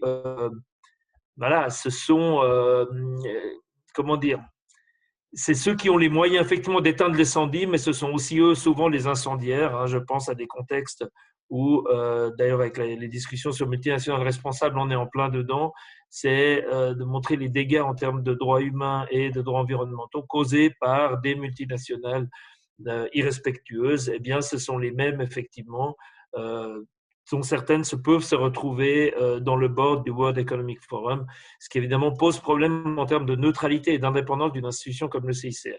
Et puis, à l'intérieur de cela, il y a évidemment des sociétés chinoises, et on connaît l'indépendance des sociétés chinoises par rapport à leur gouvernement. Ça a été relevé par le gouvernement américain qui se bat contre certaines de ces entreprises, parce qu'effectivement, le gouvernement chinois n'a qu'une seule politique, c'est le maintien de son pouvoir et le renforcement de son pouvoir. Et que ce soit les entreprises ou les citoyens, tout est bon, comme ce sont tous des moyens pour renforcer leur pouvoir. Donc, les entreprises n'ont qu'une indépendance des entreprises chinoises, et celles qui, évidemment, sont proches du World Economic Forum, eh bien, c'est un contact direct avec la Chine. Donc, ce qui avait été émis comme information qu'il y avait une proximité entre le président et le gouvernement chinois, je ne crois pas que ce soit particulièrement le gouvernement chinois, mais principalement des acteurs économiques chinois qui font en fait le lien entre lui et ce pays, ce qui est problématique. La Chine est très présente économiquement dans de nombreux pays, mais elle utilise l'économie et sa stratégie économique comme outil géopolitique. Donc, collaborer avec des entreprises chinoises revient à collaborer avec des services secrets ou des services militaires d'autres pays. Donc, voilà, moi, ça m'inquiète quand même, et ça m'inquiète pour le CICR. J'y ai travaillé aussi et j'ai beaucoup d'affection pour cette institution. Et je trouve que l'indépendance vis-à-vis des États a toujours été au cœur du CICR. Et l'indépendance vis-à-vis de certains milieux économiques devrait l'être aussi, parce qu'aujourd'hui, ces milieux économiques ont un pouvoir qu'ils n'avaient pas forcément par le passé. Et aujourd'hui, ils jouent un rôle important. Et je pense que voilà, j'aurais espéré que le président, de lui-même, décide de ne pas siéger dans le board tant qu'il était président du CICR. Mais il ne l'entend pas de cette oreille, donc voilà. Donc je le regrette. C'est aussi une remarque que je partage, et un souci qui est le mien depuis longtemps. Il y avait juste une question, Nicolas. Il y a d'abord deux remarques. Il y avait la question qui a été d'ailleurs soumise, ou plutôt la remarque soumise à tout le monde concernant le fait que nous avons parmi les personnes qui assistent à ce débat la professeure Françoise Robin, ainsi qu'une autre personne et qui ont une expertise linguistique. Alors, je ne sais pas comment procéder. Est-ce qu'on pourrait imaginer que vous preniez contact ou bien qu'on leur donne la parole pour qu'elles précisent peut-être certains éléments? Je ne sais pas, Miguel, si tu pourrais peut-être donner le micro à Ami Heller et Elles peuvent le prendre normalement. ah bon, d'accord. Mais je vais Alors, Ami si vous LR. voulez bien, si tout le monde, enfin, parce qu'on a fait, disons, de certaines manières le développement de ce débat, mais Madame Heller ou Madame Robin, si vous voulez prendre le micro, alors il est à vous, vous pouvez le prendre. Là, pour l'instant, on n'entend Il est pas. ouvert. Hein. Votre micro, Madame Robin, est ouvert. Oui. Bonjour à tous. Bonjour. Donc, Au revoir. Merci. Donc, j'ai été, disons, invitée par Amy Heller à participer. En tout cas, elle m'a donné le lien vers votre très intéressante réunion. Donc, je suis ravie de vous écouter. Je suis contente de voir que du côté suisse, les choses bougent aussi, même si on sait que c'est une tâche énorme. Hein. Mais voilà, j'apprécie beaucoup les propos que j'ai entendus. Alors, je voudrais aussi dire que ma collègue Camille Simon, nous sommes donc 2 universitaires parmi les 4 signataires, en fait. On n'est pas du tout anonyme, hein. Tout simplement, les journalistes n'ont pas repris nos noms, ils ont repris le nom de Karenina Konrad-Polenz, qui elle est suisse, donc ils se sont dirigés vers elle. Mais Camille Simon et moi-même, ainsi que Xaver Herhardt de Leipzig, nous sommes les 4 signataires de cette contre-expertise linguistique. Donc on pourrait, si vous avez des questions concernant cette chose qui nous semble extrêmement grave, c'est pour ça qu'on a pris la peine d'élaborer une contre-expertise d'une analyse linguistique qui nous paraissait extrêmement fautive. On a eu la chance de tomber sur ce document, comme a dit Nicolas Walder. Ce document n'était pas censé avoir filtré, mais pour une raison X, il est sorti. Et donc l'expertise, la pseudo-expertise linguistique du pseudo-expert de Lingua nous a été remise. Et donc, alors, en fait, je parle, mais c'est surtout Camille Simon qui est la vraie linguiste de cette affaire. Donc, Camille, je sais que tu es là. Je ne sais pas si on va te voir. Où es-tu, Camille? J'ai vu ton nom tout à l'heure. Voilà. Camille, ah voilà, je vois son nom apparaître. Je ne sais pas si elle veut montrer son visage. Oui. Voilà, Madame Simon, si vous voulez peut-être encore donner quelques précisions, puisque on a la chance de vous avoir au débat et que Lingua quand même fait partie d'un des éléments de scandale, du scandale qui est apparu à la fin du mois d'août, lorsque tout ceci a été dévoilé dans la presse. Alors, je ne sais pas si vous pouvez ajouter encore des éléments. Oui, c'est-à-dire que bon, ce qui est problématique effectivement, c'est que l'expert qui a fait cette analyse voilà, manque d'énormément de connaissances et en tout cas n'est pas du tout à jour sur les connaissances qu'il a. Et visiblement aussi, ce qui est peut-être encore plus embêtant, c'est que donc la section Lingua est censée faire en tout cas être responsable de la qualité de ces évaluations et donc au vu de ce que des données que l'expert donne devraient, même s'ils ne sont pas des spécialistes du tibétain, devraient être capables de dire si selon leurs critères et selon les critères scientifiques de base, si cette expertise voilà, répond aux critères minimum pour la validité. Et de ce qu'on en voit, il semble en tout cas qu'il n'y a pas vraiment de contrôle derrière sur ce qui est fait et même voilà, la logique scientifique de base dont ils se prévalent pour décider si les personnes sont socialisées majoritairement au Tibet ou socialisées en exil n'est pas respectée, en sachant que de toute façon la méthodologie de l'analyse linguistique pour déterminer la provenance des demandeurs d'asile est de toute façon très discutable en soi et très discutée parmi les linguistes. Il y a eu plusieurs articles sur cette question. D'accord, merci. Est-ce que, Nicolas, vous voulez réagir à ces remarques ou Non, moi, déjà, je suis très, très content de voir ici et bravo pour cette expertise. C'est extrêmement important, en tout cas pour nous, en politique aussi, qu'il y ait de telles expertises scientifiques ou d'enquête journalistique hein, pour d'autres choses, mais on a besoin de ces apports parce que moi, je ne soupçonnais pas une seconde la légèreté avec laquelle c'était fait et surtout légèreté pour des choses sur lesquelles on met une importance primordiale pour décider finalement de l'avenir d'une personne. Enfin, c'est ça qui est important. Si c'était un des 100 critères utilisés, bon, ben, ce ne serait pas si grave, mais à lire les rapports, je vois qu'il y a une importance prédominante qui est mise sur ce rapport qui est complètement enfin, très laxiste. Moi, je le mets sur trois, je l'impute à trois défauts de notre politique. J'aimerais juste vous savoir si vous me donnez raison là-dessus. La première, c'est une grande naïveté vis-à-vis des capacités éventuelles de la Chine d'influer sur beaucoup de choses, y compris ce type de rapport. La deuxième, c'est une tradition de faire les choses comme on faisait il y a 30, 40 ans et de ne pas se poser de questions et de continuer de le faire sans remettre en question et remettre au goût du jour des processus. Et puis, la troisième, c'est cette politique que dénonçait Emmanuel de vouloir faire du chiffre pour renvoyer les gens. Donc, il faut absolument trouver des moyens de démasquer des personnes qui seraient des faux Tibétains ou autres pour faire du chiffre, parce que le chiffre, ce n'est pas le nombre de personnes qu'on va pouvoir accueillir de façon correcte, mais le chiffre, c'est le nombre de personnes qu'on va pouvoir démasquer et renvoyer, et c'est là-dessus que sont jugés les résultats des départements.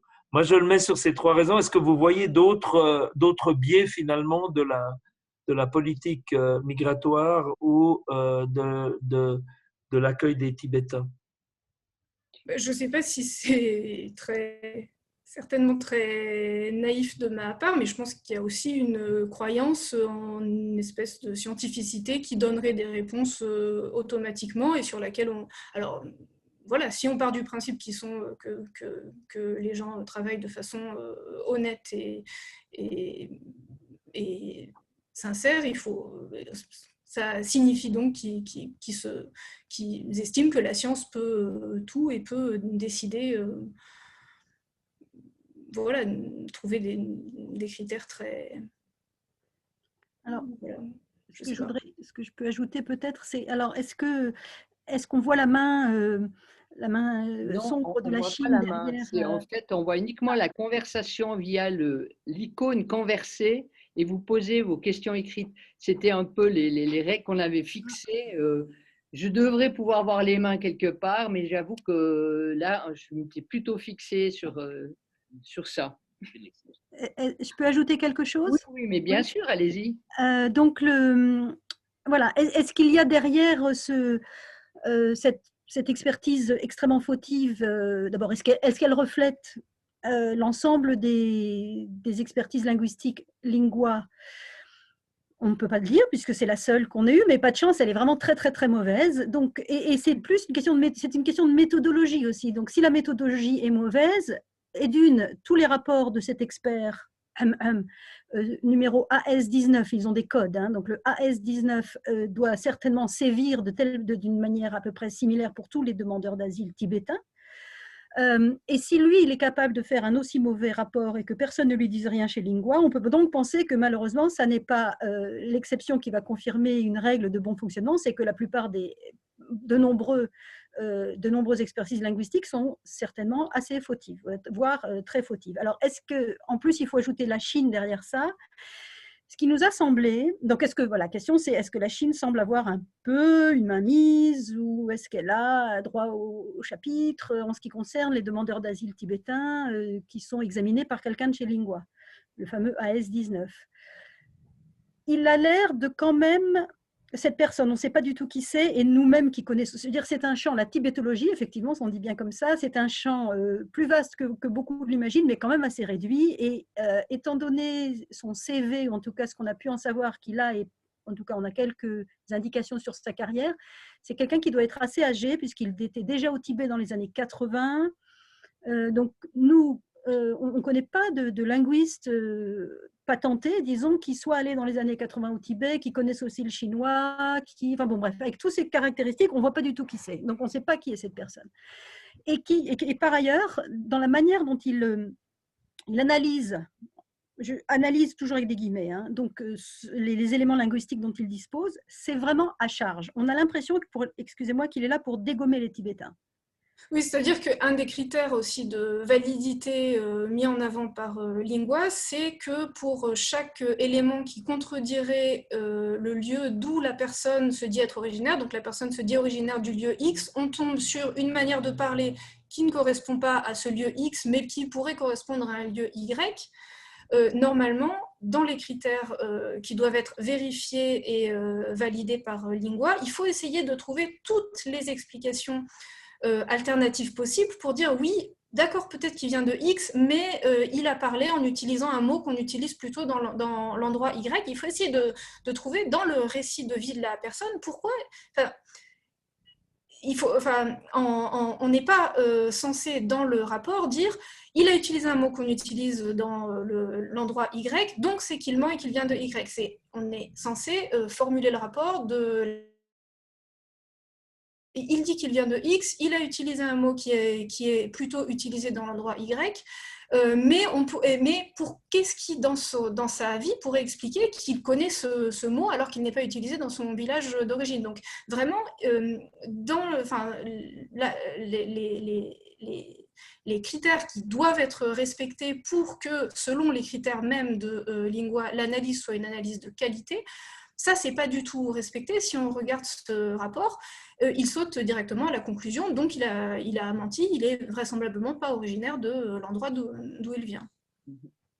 D'accord. Et j'aimerais peut-être, par rapport à toute cette question de la valeur scientifique des experts, quelqu'un a soumis cette remarque par-delà la question de la valeur scientifique de telle ou telle expertise. Le problème ne réside-t-il pas dans le recours à des expertises dans le but justement de masquer la portée purement politique des décisions prises en les faisant passer pour neutres?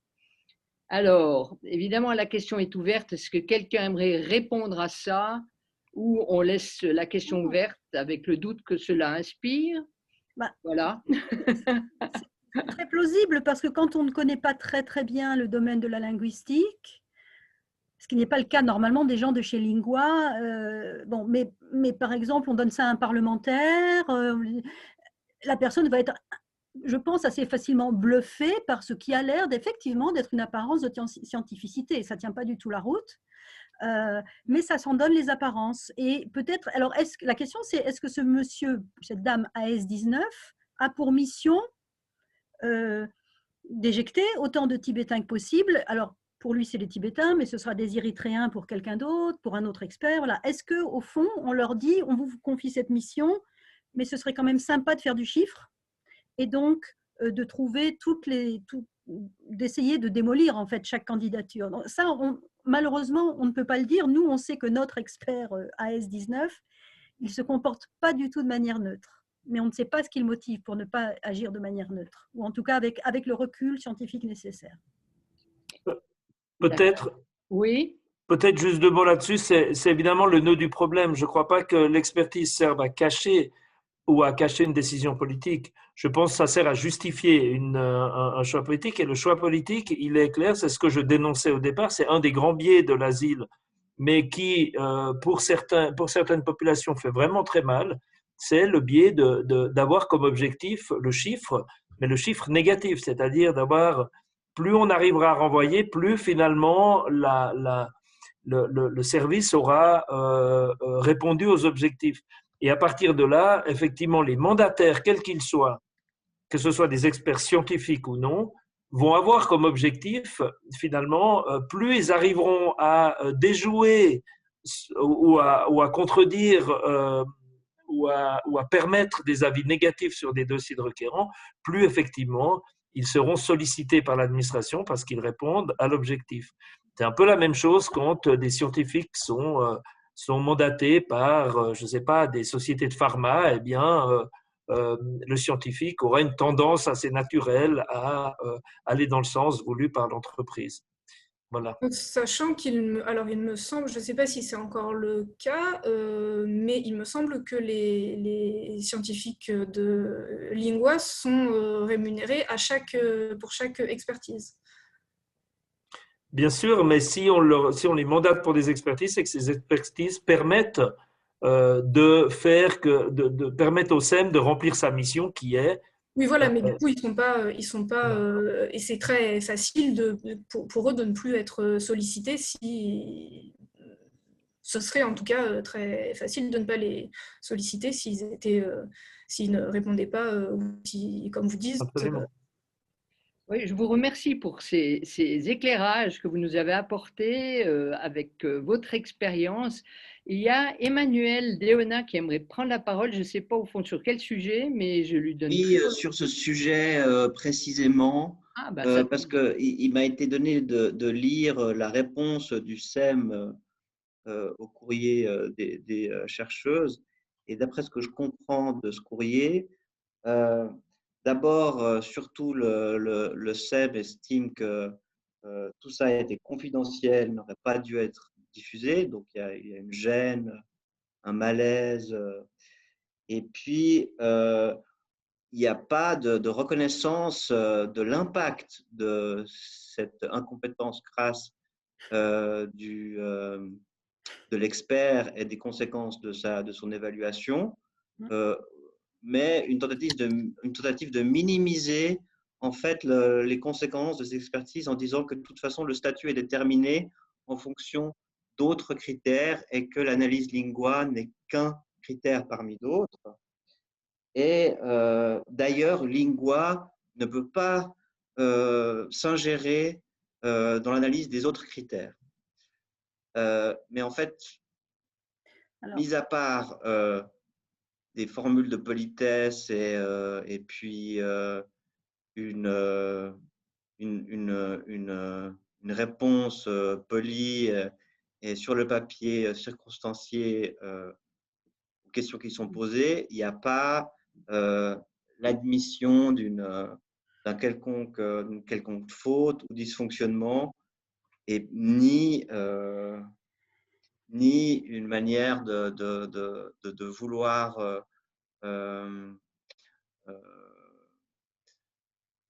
entrer en dialogue. Rentrer en dialogue et se positionner par rapport Pas du tout. Alors, on a à la été... possible interférence chinoise. Voilà, donc merci. On a été en fait très choqués par la désinvolture avec laquelle ils nous ont répondu. D'abord, ils ont mis du temps, mais enfin bon, c'est des grosses machines, on sait ce que c'est, nous en France, les choses prennent beaucoup de temps, bon, ok. Mais surtout, cette désinvolture et cette absence de reconnaissance des erreurs commises, quand même, on a passé beaucoup de temps à établir cette contre-expertise, surtout Camille, qui est notre linguiste dans le groupe. On a fait ça extrêmement sérieusement et on s'est fait un peu recevoir, bon, bah oui, voilà. À la limite, c'était presque notre faute, puisqu'on avait dévoilé, en tout cas, on s'était servi d'un document qui était top secret. Bon, bah, n'empêche que c'est eux qui l'avaient fait fuiter par erreur, tant pis pour eux. Et puis voilà, il n'y a pas eu de suite. Alors, Camille a écrit récemment, on a écrit à Lingua. Ils nous ont quand même proposé, la Covid, c'est pas mal quand même, parce qu'ils nous ont dit, ah oui, vous pourriez peut-être venir nous voir, mais c'est pas de chance, s'il y a la Covid. Alors, bon, on a dit, mais c'est pas grave, vous savez, on peut maintenant, avec, vous savez, il y a des trucs qui s'appellent Zoom et tout ça, donc on peut quand même essayer de se parler. Bon, pour l'instant, évidemment, on attend toujours. Camille a écrit hier ou avant-hier, en fait, aux auteurs d'un article qui avait été invoqué par la réponse de la SEM pour dire, nous avons des bonnes pratiques, regardez, tels linguistes ont analysé nos pratiques. Et nous, donc, Camille, tu peux peut-être dire ce que tu as écrit hier ou avant-hier, parce que nous, on n'a pas envie de lâcher, d'abord parce qu'on a passé du temps à ça. Comme vous dites, Nicolas, c'est la vie des gens qui est en question. C'est absolument insupportable que des procédés pareils aient lieu et que malgré notre expertise, après tout, je veux dire, on a une expertise, on est universitaire, qu'on fasse presque, qu'on soit complètement indifférent à ce qu'on a envoyé, alors que nous, on ne travaille pas pour nous, on travaille pour la justice. On a fait ça pour la justice, pour les Tibétains, mais au-delà aussi pour les demandeurs d'asile et pour essayer de montrer les incohérences complètes de ce système pseudo-scientifique qui, en fait, n'apporte aucune preuve réelle de ce qu'on est vraiment envie et ce qu'on veut vraiment chercher. Et Camille, si tu Oui, il veux... faut peut-être aussi ajouter qu'on avait été contacté il y a quelques années par Lingua pour travailler pour eux, ce qu'on avait refusé. Bah oui. On avait un peu compris ce qu'ils voulaient, hein, donc on a bien sûr refusé. Hein. Et oui, donc les deux personnes à qui j'ai envoyé un message, bah, je ne sais pas s'il y a grand-chose à rajouter. En fait, c'est deux linguistes qui sont à Melbourne, il me semble, enfin donc en Australie, en tout cas. Voilà, qui ont récemment, eux, eu la possibilité d'étudier à peu près 150 rapports Lingua, et qui ont conclu que les pratiques étaient bonnes, d'évaluation, de contrôle, etc. Mais voilà, moi dans le message que j'ai envoyé, j'ai repris quelques éléments qui sont visiblement pas du tout suivis, en tout cas dans le rapport qu'on a pu avoir sous les yeux. Oui. Je voulais juste, je suis désolée, on ne va pas parler de ça tout le temps. Je sais que vous avez sûrement plein d'autres choses à dire, mais j'avais juste une dernière chose à dire à propos de le poids qu'a cette évaluation Lingua, donc, qui a été évoquée par Nicolas et Emmanuel. SEM nous a répondu en disant « Cette analyse Lingua, elle n'est là que dans les cas, disons, limites, enfin dans les cas où il y a vraiment un doute sur la personne. On n'a pas un recours, on ne fait pas un recours systématique à un expert linguiste pour identifier du demandeur d'asile. Sauf que, d'après nos contacts en Suisse, et nous on n'est pas suisse, mais d'après nos contacts en Suisse, presque tous les Tibétains sont soumis à cette expertise Lingua. Donc c'est à croire qu'ils soupçonnent tous les Tibétains de mentir, ou bien eux-mêmes mentent en disant qu'ils n'y ont recours qu'en dernière analyse. Et ça, on ne sait pas. Merci pour cette intéressante précision. Est-ce que Nicolas, tu vas encore réagir à ça avant que nous arrivons peu à peu à la fin de notre débat? Alors Nicolas. Oui, toute petite précision aussi. Le deuxième aspect qui est contesté par le SEM, qui est de dire que cet élément ne serait pas prépondérant dans la décision, les minutes de cas qui ont été traités jusqu'au tribunal fédéral montrent que cet élément est prépondérant dans la décision de renvoi d'une personne. Donc, c'est totalement faux de prétendre que cet élément est un parmi des dizaines d'autres. Et c'est bien ça qui lui donne son caractère dramatique. Et merci à Camille et Françoise et battez-vous, continuez, on va essayer au Parlement aussi, mais il ne faut surtout pas lâcher parce que c'est terrible et ça dévoile finalement tout le cynisme de ces procédures d'asile et je trouve que c'est un élément qu'il ne faut absolument pas lâcher et ça montre qu'on a besoin de réformer le SEM. Merci. Je ne vois plus d'autres questions. Donc, je souhaiterais vraiment remercier tous les intervenants et également les participants avec les précisions qui ont été données. Je pense notamment évidemment à Nicolas Valder, qui avec son expérience du national et de ce qui se passe actuellement a pu éclairer notre lanterne. Je pense aussi à Fanny Yona Morel, qui a apporté un éclairage extrêmement important sur les conditions des Tibétains en Suisse, et non seulement sur ce qu'ils vivent là-bas, mais ce qu'ils vivent aussi en Suisse, les menaces dont ils sont l'objet. Et enfin, à Emmanuel Deona, qui a une connaissance très fine de toute la politique de l'asile et qui a attiré l'attention sur tous les mécanismes qui sont en train de se dégrader, tout en ayant quand même insisté sur cette lueur d'espoir qui a représenté cette expérience papyrus qui pourrait être répétée ailleurs. Donc, au nom de la Société d'amitié suisse-tibétaine, au nom de tous ceux qui ont travaillé à ce débat, je souhaiterais vraiment vous remercier de cette contribution à notre réflexion et à la protection des Tibétains en particulier, mais de l'ensemble des demandeurs d'asile. Merci pour votre travail à tous. Vous contribuez tous de manière extrêmement importante à ce que les choses s'améliorent. Merci encore.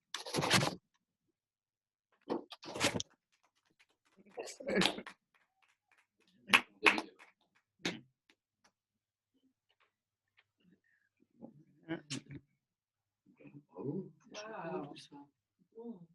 Alors, une question, comment serait-il possible d'avoir l'enregistrement de cette soirée? Ah, tu as répondu, d'accord. Tu as répondu? Ouais, ok. Disons, je ne veux pas prendre d'engagement non plus. Ouais. Mais en principe, il sera disponible sur le site. D'accord, je crois que alors je quitte. Alors, je vous quitte tous et très bonne nuit, très bonne soirée. Merci à tous. Au revoir. Au revoir, bonne nuit, merci.